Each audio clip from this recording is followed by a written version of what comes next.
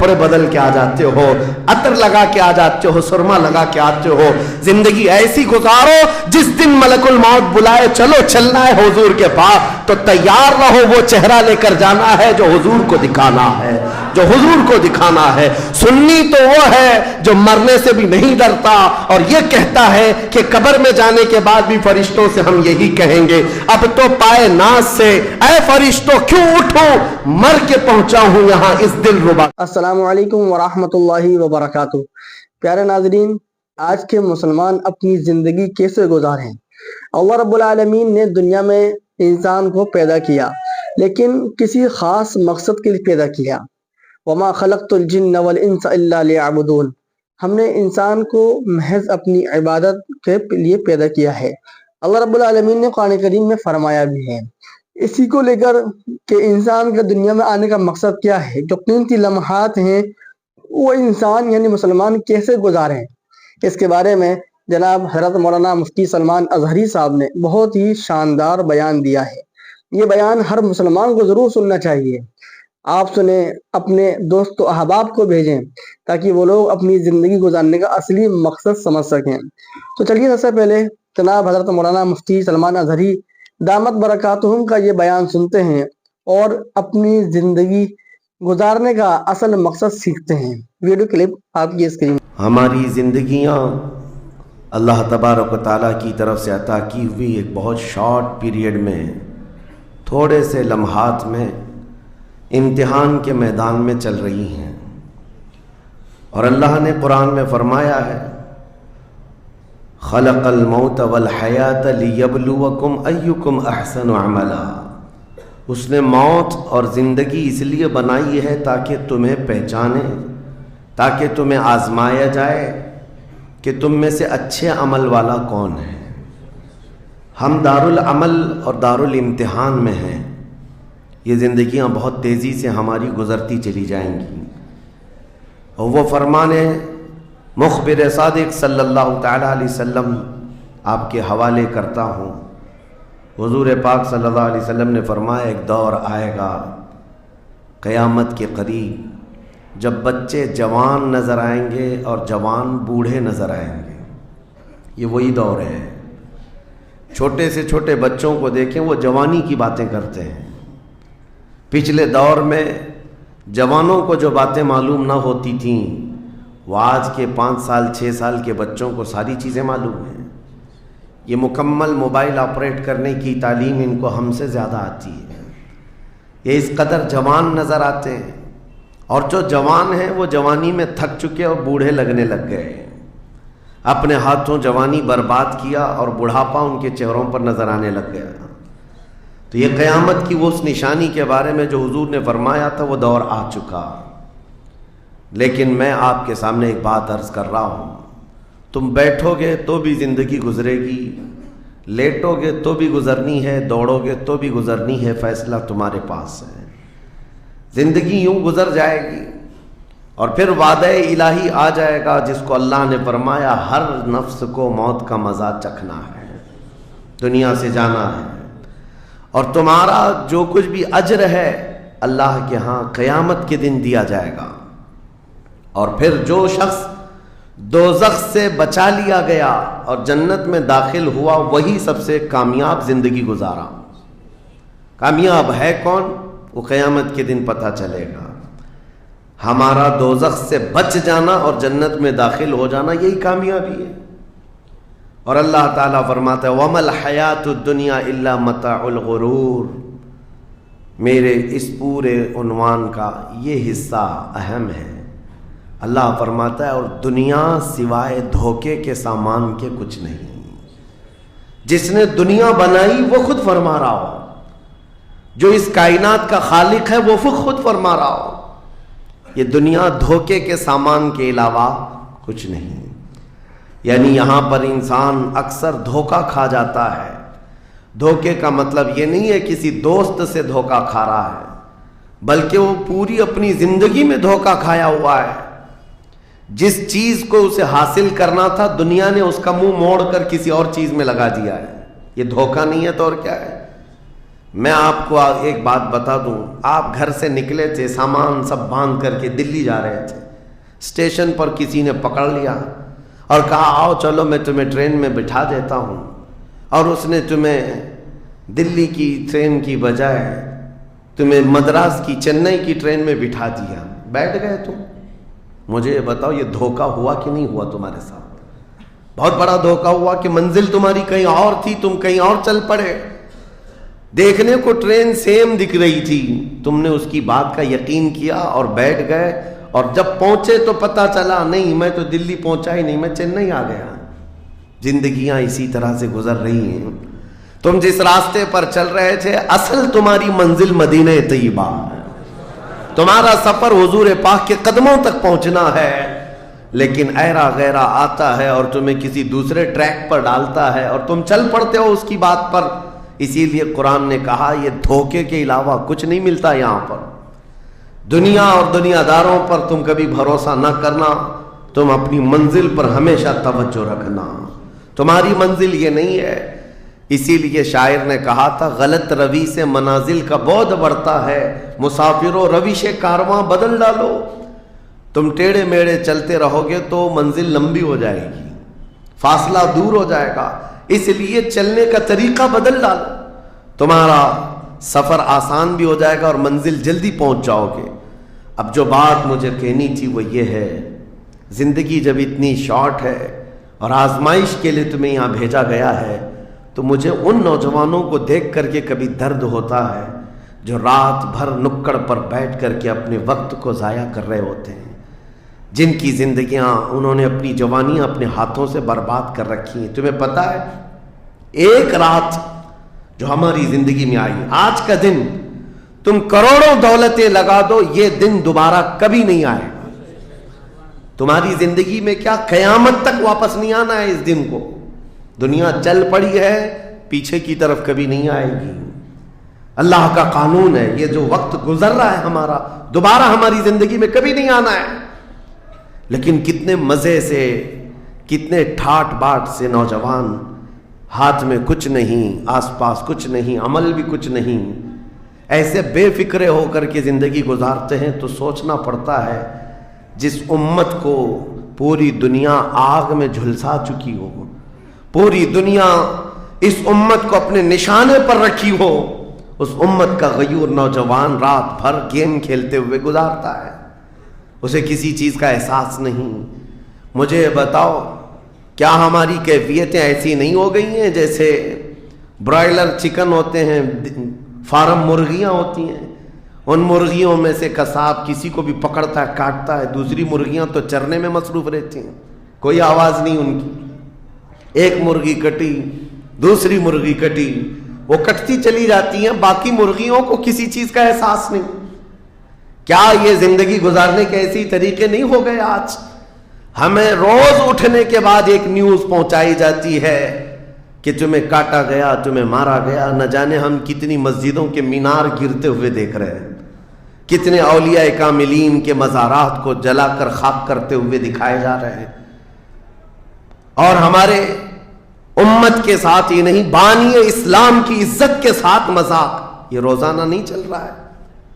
یہ تمام حالات کے بعد اب مجھے فکر اس بات کی ہوتی ہے، میاں جب ہمارے گھر میں جنازہ رکھا ہوتا ہے تو ہم کھانا تک نہیں بناتے چولہے پر گھر کے اندر، اور جب امت پر ایسے حالات گزر رہے ہوں تو کیا اس نوجوان کو یہ زیب دیتا ہے کہ وہ عیاشی میں رات گزارے؟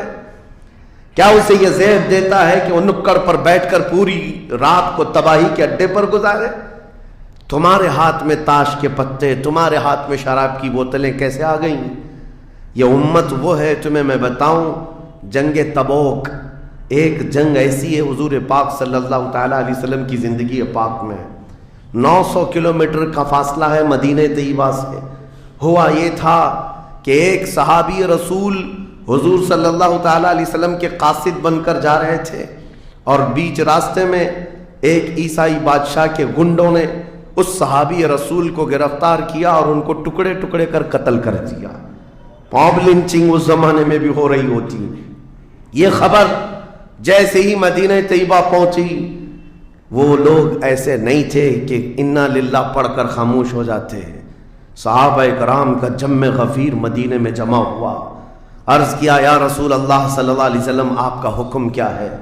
نبی کریم صلی اللہ تعالی علیہ وسلم نے صحابہ کرام کو بھیجا، اس میں سپہ سالار کی تعداد کئی صحابہ کی تھی، اور جب یہ لشکر جرار مدینہ طیبہ سے نکلا 900 کلومیٹر دور چل کر کے گئے، اور وہاں جا کر کے جن لوگوں نے حضور کے ایک غلام پر ہاتھ اٹھایا تھا ان کے بخیے کھڑا کر دیے اور ان کو الٹ پلٹ کر کے آئے اور لوگوں کو یہ میسج دیا تھا کبھی حضور کے غلاموں کی طرف چھیڑ خانی نہ کرنا ورنہ پورا مدینہ باہر آ جائے گا۔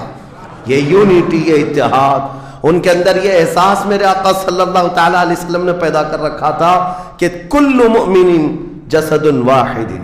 حضور صلی اللہ تعالی علیہ وسلم نے فرمایا کہ پورا جتنے مومن ہیں وہ سب ایک جسم کی طرح ہیں، ایک جسم کی طرح ہیں۔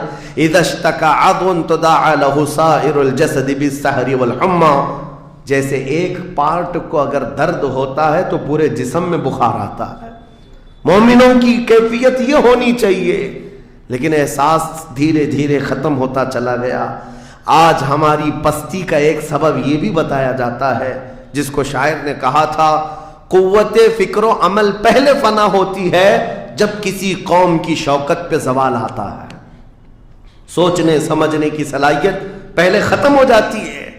آدمی سوچتا نہیں سمجھتا نہیں، بس اپنے وقت کو ضائع کر رہا ہے، برباد کر رہا ہے، بیٹھا ہوا ہے گپیں لگا رہا ہے۔ میں آپ کو بتاؤں ہماری عمروں کا احتساب ہونا چاہیے۔ ہماری زندگی کو گن کر کے دیکھیں کتنے سال کے ہیں ہم، 25 سال 30 سال 35 سال 40 سال، اور اس کے بعد گنو ہم سے کیا ہو سکا ہے اس دنیا میں، ہم اس دنیا میں کیا کر چکے اب تک۔ ہم سے کچھ نہیں ہوا۔ اگر تاریخ میں آپ کو بتاؤں میرے عزیزو، آپ کو پتہ ہے اس ہندوستان کی سرزمین پر سب سے پہلے لشکر اسلام کی سپہ سالاری کرتے ہوئے آنے والا ایک نوجوان محمد بن قاسم 10,000 کا لشکر لے کر عرب سے آیا تھا اور پرچم اسلام لہرایا تھا۔ تاریخ میں آج بھی رقم ہے، اپنے پنڈتوں نے بھی اس تاریخ کو لکھا ہے، ہاں پنڈتوں نے بھی لکھا ہے۔ اور یہ محمد بن قاسم 10,000 کی سپہ سالاری کے ساتھ ہندوستان میں آ کر اسلام پھیلایا۔ عمر کیا تھی؟ صرف 19 سال کی عمر تھی۔ 19 سال کی عمر میں یہ عظیم کارنامہ انجام دینے والا، انہوں نے اپنی عمر کا صحیح استعمال کیا، اپنی ایج کو برباد نہیں کیا، ضائع نہیں کیا۔ طارق بن زیاد جس کا یورپ بھی قائل ہے، جبل الطارق آج بھی ایک مقام ہے یورپ میں جس کو جبرالٹر کہا جاتا ہے، یہ حضرت طارق بن زیاد کے نام سے ہے۔ یہ پہلا سپہ سالار ہے جس نے پوری دنیا کے سامنے وہ عزم پیش کیا تھا۔ یورپ کی سرزمین پر جب کشتیاں لے کر پہنچے تھے یہ مومنین کی تعداد، وہ طارق بن زیاد ہی ہے جس نے پوری کشتیوں کو آگ لگا دیا تھا، کہا تھا کہ ہم پیچھے مڑ کر جانے والوں میں سے نہیں ہیں۔ جتنے ساتھ آئے تھے سمندر پار کر کے، کشتیوں کا سفر تھا، کشتیاں لکڑی کی بنی ہوئی، آگ لگا دیا اور کہا اب اس عزم کے ساتھ اترو، یا تو ہماری قبر بنے گی یا تو ہمارا جھنڈا لہرائے گا۔ میرے عزیزو، عمر 22 سال کی تھی طارق بن زیاد، اور ایک دو نہیں، میں تمہارے سامنے مثالیں رکھوں۔ ہندوستان کی سرزمین پر ایک ولی کامل کی آپ کو میں تاریخ اگر بتاؤں، جو سرکار سیدنا غریب نواز رضی اللہ تعالیٰ عنہ سے بھی 200 سال پہلے اس ہندوستان کی سرزمین پر تشریف لائے اور اسلام کی خاطر لڑتے لڑتے شہید بھی ہو گئے، اور جن کا لقب سلطان الاولیاء ہے، سیدنا سالار مسعود غازی رحمۃ اللہ علیہ، ان کے متعلق یہ فرمایا گیا وہ سلطان الاولیاء ہے، ہندوستان کے اولیاء اکرام کے بادشاہ کی حیثیت ہے۔ سرکار غریب نواز سے بھی پہلے آئے، لیکن ان کی عمر ان کی شہادت کے وقت 19 سال کی تھی۔ صرف 19 سال کی عمر میں وہ مقام عظیم پا لیا۔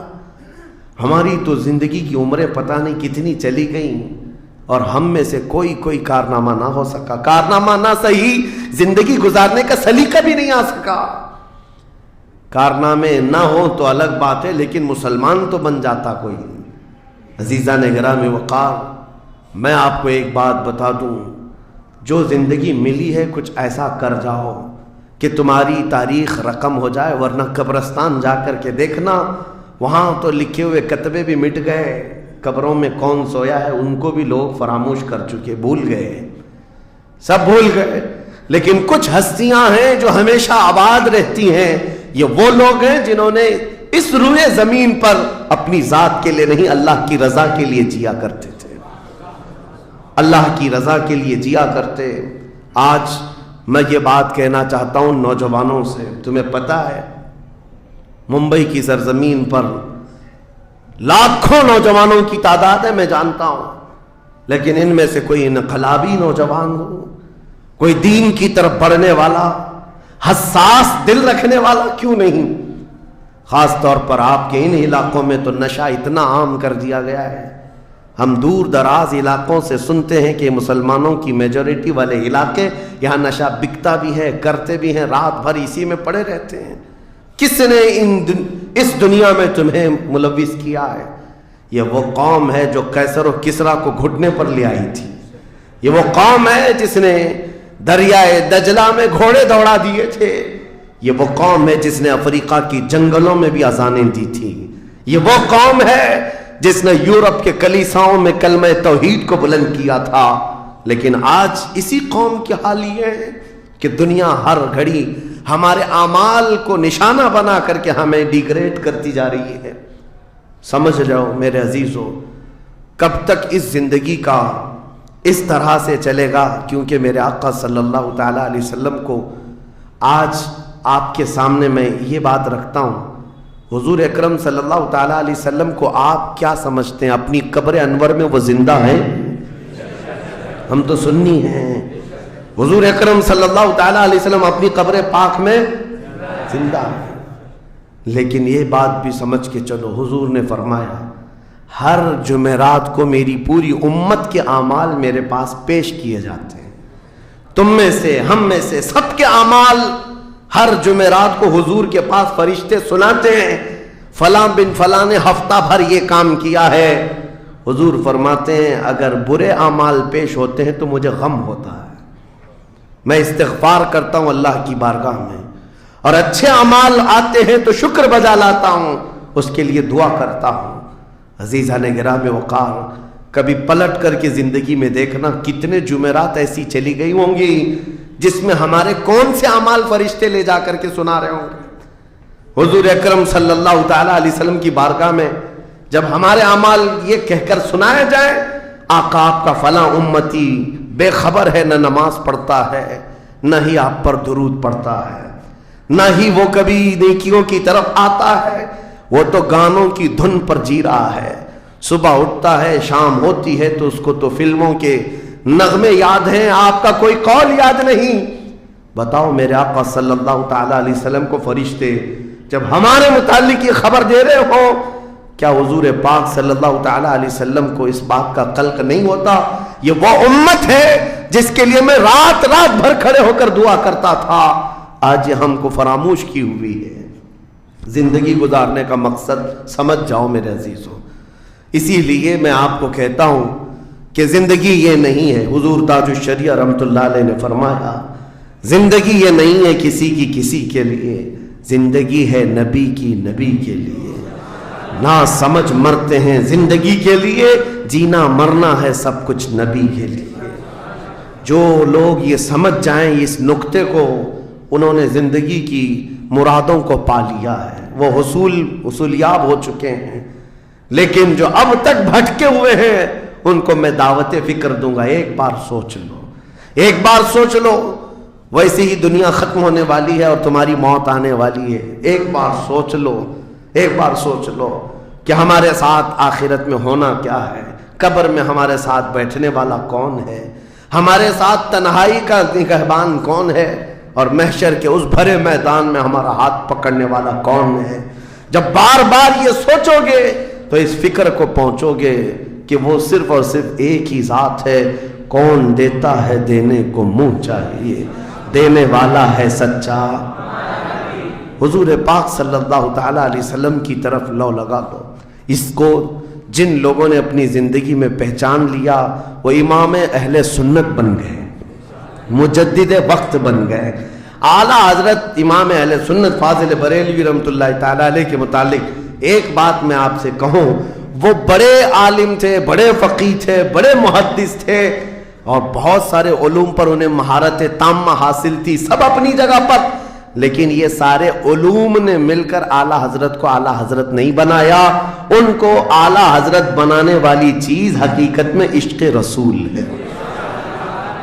हुजूर पाक सल्लल्लाहु ताला अलैहि वसल्लम से बेइंतहा लगाओ, यह मकाम पैदा कर देता है, यह मकाम। वरना आलिम तो बहुत सारे, किताबें लिखने वाले भी बहुत सारे, लेकिन जिसने इश्क की बोली बोली दुनिया उसको पहचानने लग जाती है, दुनिया उसे पहचानने लग जाती है। जिंदगी का मकसद वो समझ गए कि उनकी गुलामी करने में ही यहाँ पर उरूज और तरक्की है। इसी को खानवादा आला हजरत से उनके पोतों तक भी ये फिक्र पहुंची। ताजुश शरिया ने फरमाया, बुल हवसन सीमो जर की बंदगी अच्छी नहीं, उनके दर की भीख अच्छी, सरवरी अच्छी नहीं। तुम जो सोच रहे हो जिंदगी के तौर तरीके ऐसे होने चाहिए, वैसे होने चाहिए, गुजार लो जितने दिन चाहे, बड़े बड़े बंगलों में, बड़ी बड़ी गाड़ियों में, बड़ी जायदादों में, लेकिन जिंदगी में वो इज्जत ना पाओगे जो मेरे मुस्तफ़ा के कदमों में मिलेगी, जो हुजूर की गुलामी में मिलेगी, वो इज्जत नहीं पा सकते। अज़ीज़ान गिराम वक़ार, नबी करीम सल्लल्लाहु ताला अलैहि वसल्लम के उन सहाबा को देखते हैं जिन्होंने जिंदगी को ज़ाया नहीं किया, एक पल भी ज़ाया नहीं किया। आज मैं आपको इसीलिए कह रहा हूं, मौत आने वाली है, उससे पहले एक वक्त भी, एक लम्हा भी ज़ाया होने मत देना, बर्बाद होने मत देना। जो वक्त है, मैं मिस्र में देखता था बसों में भी और कभी कभार टिकट काउंटर पे जो लाइन लगी रहती थी, एक स्टिकर लगाया गया था। अक्सर जगहों पर यह स्टिकर पढ़ने को मिलता था, इजअलुल इंतज़ार फिल इस्तिग़फ़ार, ये जो वेटिंग टाइम है इसको खाली खड़े होकर के मत गुजारो, इतनी देर इस्तिग़फ़ार करो और दुरूद पाक तो पढ़ो, वक्त को ज़ाया ना करो। तुम्हारे पास अल्लाह ने वक्त दिया, बैठे हो तो पढ़ो, खड़े हो तो पढ़ो, क्योंकि ये वक्त तुम्हारा बर्बादी में नहीं लिखा जाएगा, तुम्हारा ये वक्त ज़ाया करने वालों में नहीं लिखा जाएगा। अज़ीज़ान गिराम वक़ार, आपको मैं एक बात बता दूं, जिन लोगों ने अपनी जिंदगियों में बड़े बड़े महल्लात बनाए, आज उनके लिए भी तारीख है, मगर किस अंदाज से, किस अंदाज से। आज दुनिया ने आपको ऐसे डाइवर्ट कर रखा है, जो काम होने के थे वो नहीं करना है आपको, ला यानी कामों में मसरूफ हो गए। जो चीज तुम्हारे हिस्से की थी नहीं, उस पर एनर्जी खर्चा करते रह गए, और जो चीज तुम्हारे काम की थी उसको तो भूल ही गए। आपको मैं एक बात बता दूं, हो सकता है शाहजहां ने ताजमहल बनाया और फिर बादशाह कुतुबुद्दीन के ज़माने के निशानियां मौजूद हैं, लाल किले बन गए, कुतुब मीनार बन गया, बड़ी बड़ी इमारतें हैं, लोग ऊपर से नीचे देखने के लिए आते हैं। लेकिन मैं ये कहता हूं, ये कोई कमाल की चीज़ें थी नहीं, कमाल की चीज़ें थी नहीं। लाखों लोगों की मेहनतें भी लगी, पैसा भी लगा और बड़ी इमारतें खड़ी करके चले गए। हजार तो देखा आप लोगों ने कि हज़रत मौलाना मुफ्ती सलमान अज़हरी ने कितना शानदार तरीके से बताया कि इंसान अपनी ज़िंदगी के कीमती लम्हात कैसे गुजारे। लेकिन आज हम जो हैं अपनी लाइफ को, अपनी ज़िंदगी को ऐसे ही गुजार रहे हैं, ना कोई मकसद है, ना कोई मिशन है, ना कोई उसका नतीजा है। तो इस बात पर अमल करना है कि हमें अपनी ज़िंदगी अल्लाह को राज़ी करने के लिए गुजारना चाहिए। और हज़रत मौलाना मुफ्ती सलमान अज़हरी के इस बयान पर पूरे तरीके से अमल करें। आप इस क्लिप को शेयर करें, हो सकता है कि आपके शेयर करने से किसी की ज़िंदगी बदल जाए। मिलते हैं किसी नए वीडियो, नए बयान के साथ। अस्सलामु अलैकुम व रहमतुल्लाहि व बरकातुहू।